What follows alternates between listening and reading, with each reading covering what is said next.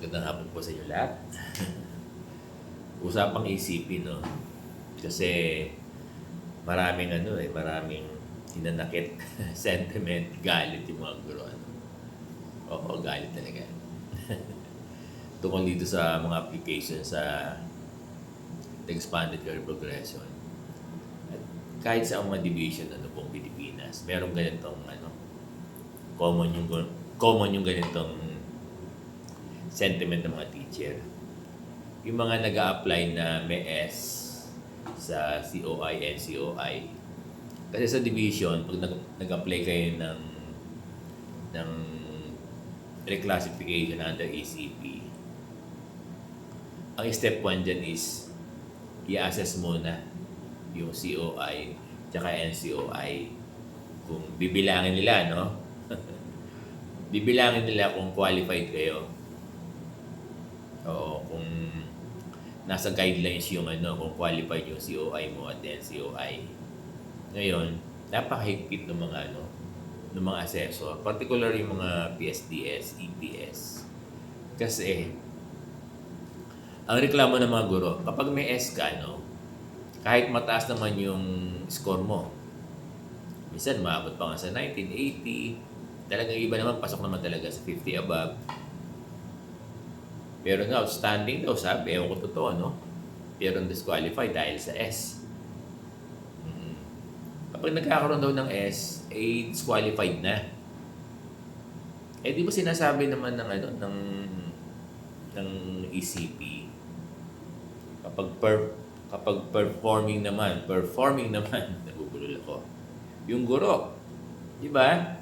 Ma-assess naman nila na performing yung guro.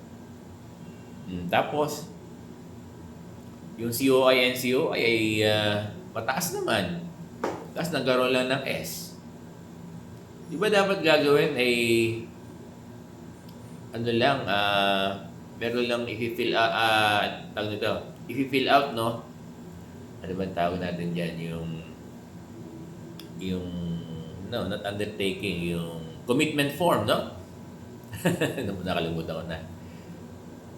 Pipirmahin lang ng commitment form tama ako na commitment form yung guro, dahil may S yan. Tapos, dapat, i-allow na siya kung qualified naman siya doon sa score, doon sa comparative assessment. Kasi kapag disqualified ka na doon sa COI, NCOI step 1, hindi ka na pupunta ng step 2. Kasi sa step 2, ito na yung comparative assessment, no? Nandiyan na yung education, training, so on and so forth. Tapos yung interview, demo, di ba? Classroom observation, gano'n. Yun na, papasok ka na ron sa ganong assessment. Kaya lang, step 1 pa lang, yung mga teachers, disqualify na kaya hindi nakakapunta ng step 2. Hindi na nakakapunta ng step 2. Pero, sa unang assessment, step 1, nakikita naman nila yung score. Sinasabi din naman ng mga EPS, di ba, PSDS, yung score nila ay ganito, 70, 80, 90 ang nakukuha nila. Tapos, nagkaroon lang ng S, pwede naman di ba, pumirma o gumawa nung mag-fill out ng commitment form. Yun naman ang require ng ECP. Pero, hindi na sila pinapipirma ng commitment form. Talagang, dinidisqualify na sila. Yun ang masakit. Di ba sabi naman ng ECP, to my understanding, yung transition ng 3 years, di ba, na implementation ng ECP, itong transition, di ba, ay dapat, kung performing naman, nagpe-perform naman yung guro, makikita naman yan doon sa kanyang pinresent ng mga documents, particular yung kanyang mga yung IPCRF, yung performance yung performance niya sa IPCRF niya, makikita naman doon na talagang performing yung guro. Bakit hindi na lang, yung may mga S, bakit hindi na lang papirmahin ng ano, no? Pinahihirapan pa. Ba't hindi na lang papirmahin ng commitment form? After 3 years, saka na lang maghigpit. Di ba? Eh, pag interpret naman, pag tinanong mo naman niya sa DepEd bro, lagi namang pabor sa mga guro eh, di ba? Laging pabor sa mga guro eh. Dapat pag nag-interpret ng ano, ng guidelines, dapat maging pabor sa mga guro. Kasi sayang yung ano, lalo na yung mga nadidina, yung mga ano pa, mga priority pa. Mga seasoned teachers. Kaya nakakalungkot. Nadidipit yung purpose nung sinasabi ni President Bongbong Marcos na walang guro may iwan.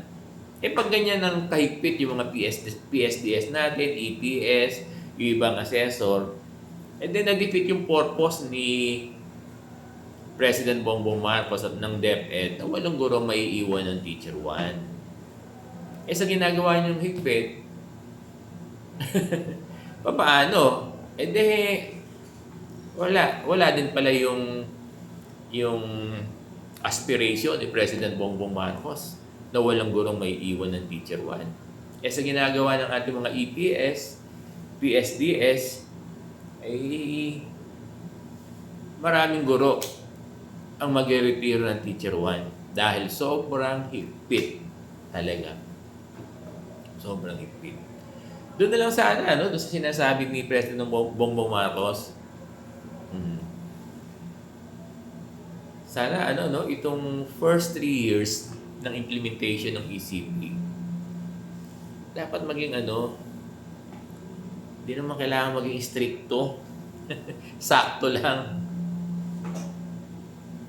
Eh buti sana kung yung mga teacher ay below 50. Hindi naman eh. Hindi sila below 50. Ang ganda nung nila, ang ganda nung score nila. Above 50 sila. Pero pang 90, 80, sinasabi ng mga teacher, 70, no? Eh, pasok na pasok sila sa banga. Tapos, nagkaroon lang ng S. Yun na. Tinikit na sila, no? Sana nakikita ito, no? Naunawaan ito ng ating mga assessor. No? Sana, ang pakiusap natin, huwag na muna magigpit itong first 3 years.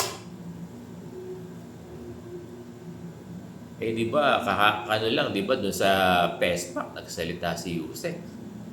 O, yung mga sinasabi niyo doon, puro pabor sa mga pabor sa principal, pabor sa guro No, kaya bakit kaya yung division office, yung mga assessor natin, pag nag-implement, hindi pabor sa guro Nakakalungkot. Nakakalungkot lang. Diba? Yun lang po.